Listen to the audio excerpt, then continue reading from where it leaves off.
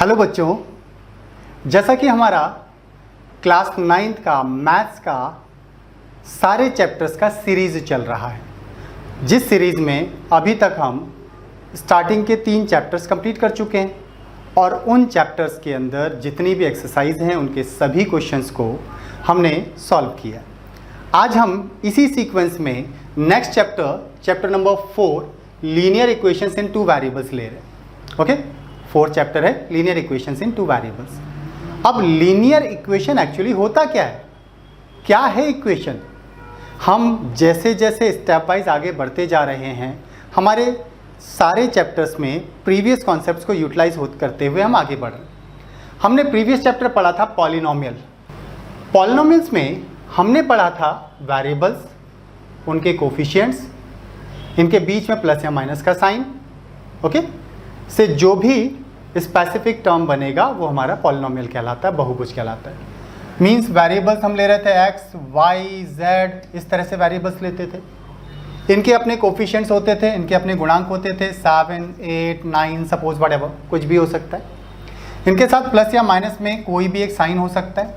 अब इसके साथ में एक न्यूमेरिकल टर्म, एक अल्फ़ाबेटिकल टर्म या वेरिएबल कुछ भी हो सकता है। जैसे मान लिया इसके साथ y आ गया 2 माइनस में 6। अगर y के साथ सपोज केवल नंबर लिखा जाए तो ये भी हमारा एक पॉलिनोमियल था। अगर z के साथ सपोज 3 लिखा जाए और x लिखा जाए -2 तो ये भी हमारा एक पॉलिनोमियल है। ये सारे पॉलिनोमियल्स हैं। ओके, पॉलिनोमियल्स में हमने पढ़ा था कि अगर पॉलिनोमियल में जो भी वेरिएबल्स दिए गए हैं उन वेरिएबल्स के एक्सपोनेंट कुछ नहीं दिए गए हैं तो ऐसे पॉलिनोमियल्स को लीनियर पॉलिनोमियल कहा जाता है, रैखिक बहुपद कहा जाता है। ओके, लेकिन अगर इनके एक्सपोनेंट्स होते, x या y के एक्सपोनेंट्स होते, वेरिएबल की घात होती, तो फिर 2 घात होने पर द्विघातीय बहुपद कहलाता है। मीन्स बाइनोमियल पॉलिनोमियल कहलाएगा, मीन्स क्वाड्रेटिक पॉलिनोमियल कहलाएगा। अगर एक्सपोनेंट 3 है तो उसे क्यूबिक पॉलिनोमियल कहा जाएगा। ओके, अगर हमारे वेरिएबल्स का कोई एक्सपोनेंट नहीं दिया गया है तो ऐसे पॉलिनोमियल को लीनियर पॉलिनोमियल कहा जाता है। अब पॉलिनोमियल्स के बाद आता है इक्वेशंस। इक्वेशन क्या होती है? पॉलिनोमियल्स के साथ अगर इक्वल का सिंबल इंक्लूड कर दिया जाए तो फिर जो भी बनेगा, क्योंकि इक्वल के बाद कुछ ना कुछ तो होना चाहिए, लेट हमने 0 लिख दिया, तो जो भी बनेगा वो इक्वेशन बन जाएगी। दैट मीन्स अब ये इक्वेशन हो गई। इक्वेशन बोलते हैं समीकरण बन गई। तो पॉलिनोमियल और इक्वेशन में क्या डिफरेंस हुआ, समझ में आया? पॉलिनोमियल्स में इक्वल का साइन नहीं आता है, दैट मीन्स ये एक पॉलिनोमियल है, ये एक पॉलिनोमियल है। अगर पॉलिनोमियल्स में इक्वल का साइन भी आ जाता है तो फिर वो पॉलिनोमियल ना होकर के इक्वेशन बन जाती है, समीकरण बन जाती है, जिसे हम पॉलिनोमियल की बजाय समीकरण या इक्वेशन कहते हैं। क्लियर ना? इक्वेशन में भी सेम वैसा ही कॉन्सेप्ट है। अगर वेरिएबल का कोई एक्सपोनेंट नहीं दिया गया है तो इसे लीनियर इक्वेशन कहा जाएगा। वेरिएबल का सबसे बड़ा एक्सपोनेंट 2 है तो उसे क्वाड्रेटिक इक्वेशन कहा जाएगा। वेरिएबल का सबसे बड़ा इक्वेशन 3 है तो उसे क्यूबिक इक्वेशन कहा जाएगा।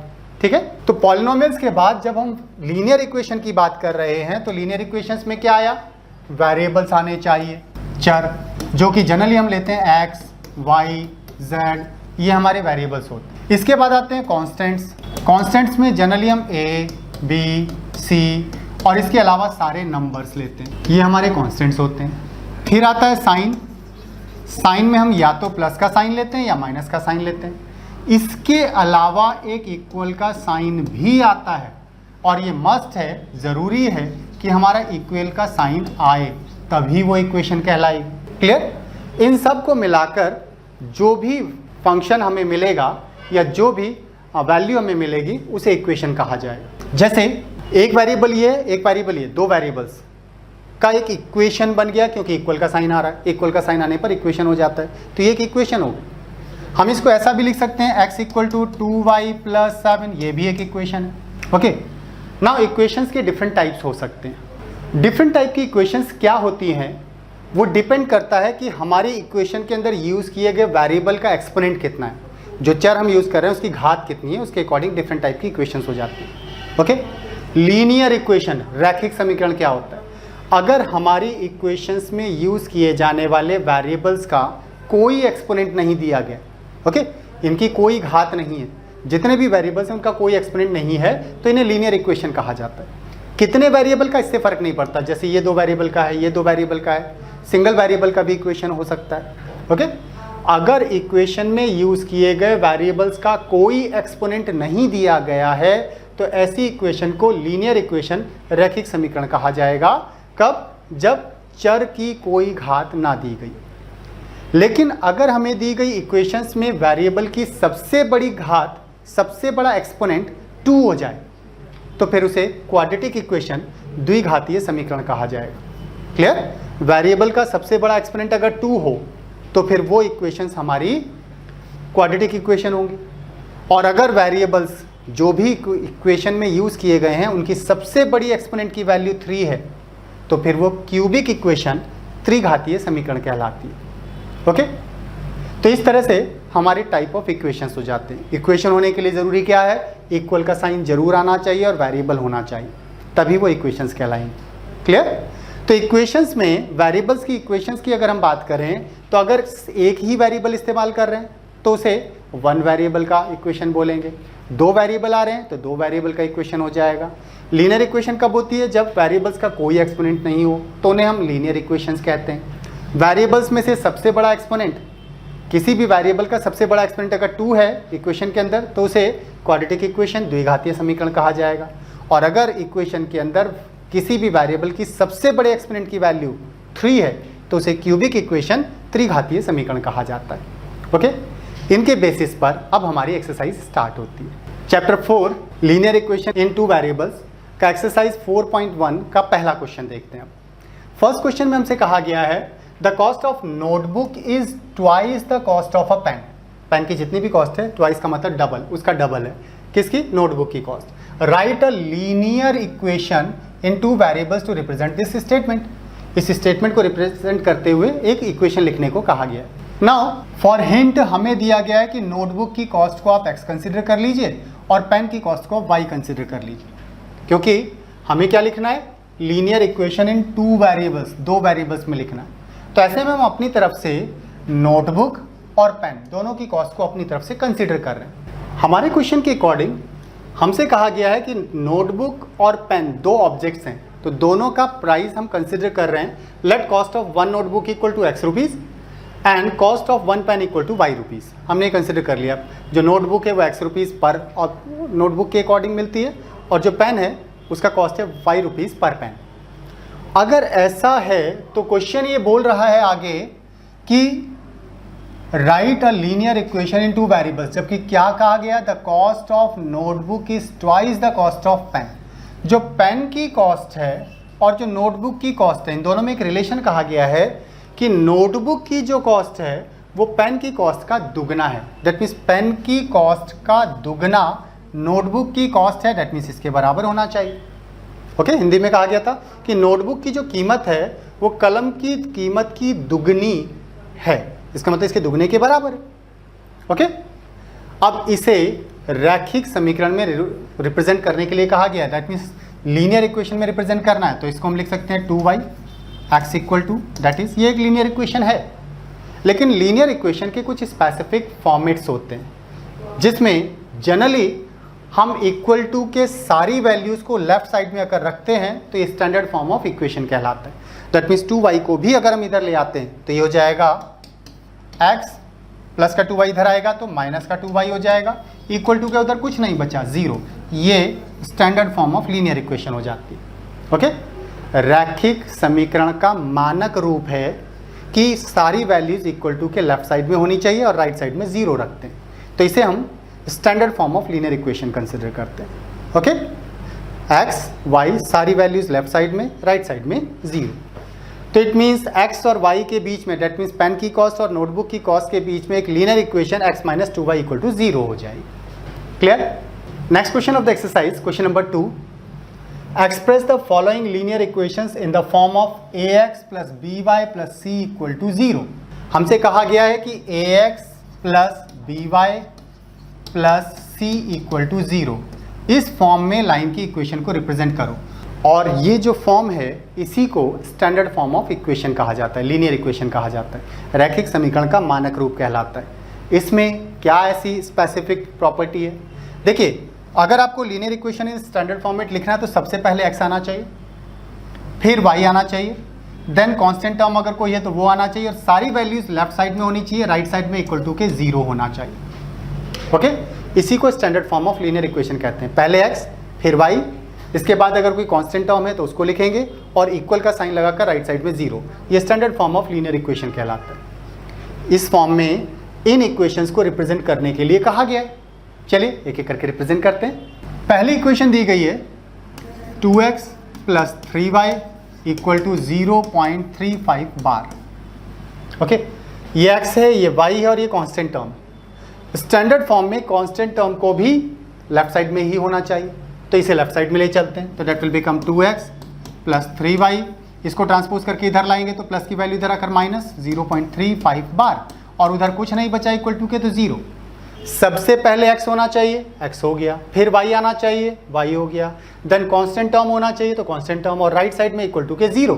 तो यही स्टैंडर्ड फॉर्म ऑफ इक्वेशन हो गई, जिसको अगर ax + by + c = 0 से कंपेयर करेंगे, ax + by + c = 0 से अगर कंपेयर किया जाए तो यहाँ पर a, b एंड c की वैल्यूज कितनी कितनी हैं वो हमें बताना है। क्वेश्चन ये है कि a, b, c in each case value इनकी बतानी है कितनी कितनी होगी। कंपेयर करने पर x का कोफिशिएंट यहाँ कितना है, ये और 2, तो that means a should be equal to 2। यहाँ y का कोफिशिएंट कितना है, 3 है, so b will be 3, and constant term यहाँ कितना है, विद साइन माइनस 0.35 बार, तो ये हमारी c की वैल्यूज हो। तो इस तरह से a, b, c की वैल्यूज हो जाती हैं थ्रू द इक्वेशन। ऐसे ही नेक्स्ट इक्वेशन को भी सॉल्व करने के लिए कहा गया है, उसे भी देखते हैं। Second part of question number 2 is x - y / 5 - 10 = 0।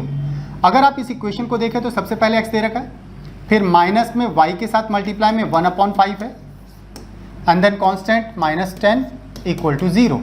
ये ऑलरेडी ax + by + c = 0 का फॉर्म है, ये तो ऑलरेडी इस फॉर्म में। ओके, अगर ये इस फॉर्म में है तो x का कोफिशिएंट कितना हो जाएगा, यहाँ पर a = यहाँ कुछ नहीं दिया तो 1, y का कोफिशिएंट b = कितना हो जाएगा, विद साइन माइनस का 1/5, एंड कांस्टेंट टर्म c की वैल्यू कितनी हो जाएगी, विद साइन माइनस का 10। तो these are the values of a, b, c, ये हमारी a, b, c की वैल्यूज हो जाती है। नेक्स्ट पार्ट देखते हैं। Third part of the question is -2x + 3y = 6। अगर हमें ax + by + c = 0 के फॉर्म में लिखना है तो सबसे पहले x ऑलरेडी है, देन y ऑलरेडी है, अब कांस्टेंट टर्म भी इधर ही होना चाहिए, तो 6 को इधर ले आते हैं, -6 = 0।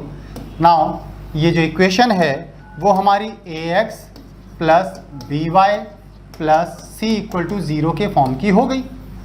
अगर ऐसा है तो यहाँ से हम a, b, c की वैल्यूज बता सकते हैं कितना हो जाएगा। कंपेयर करते हैं कितना कितना आता है।